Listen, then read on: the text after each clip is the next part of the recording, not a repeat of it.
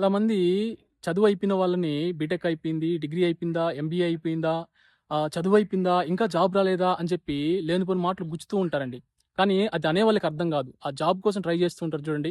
హైదరాబాద్‌లో, చెన్నైలో, బెంగుళూరులో ఉంటూ గవర్నమెంట్ జాబ్స్ కోసమని, ప్రైవేట్ జాబ్స్ కోసమని, సాఫ్ట్‌వేర్ జాబ్స్ కోసమని చాలామంది పీజీల్లో ఉంటూ రెంట్ కట్టుకోలేక, ఆ పీజీలో ఫుడ్ సరిగా ఉండక, వాళ్ళకి సరిగా నోటిఫికేషన్‌లు పడక, వాళ్ళిచ్చే ఇంటర్వ్యూస్ సరిగా వాళ్ళు ఇచ్చినా వాళ్ళని తీసుకోక, వాళ్ళు పడే నరకము అంతా ఇంత ఉండదండి.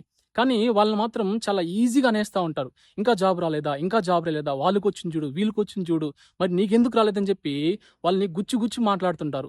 ఒక్కటి గుర్తుపెట్టుకోండి. జాబ్ కోసం ట్రై చేసేవాళ్ళు ఆల్రెడీ సగం సచ్చిపోయి ఉంటారండి.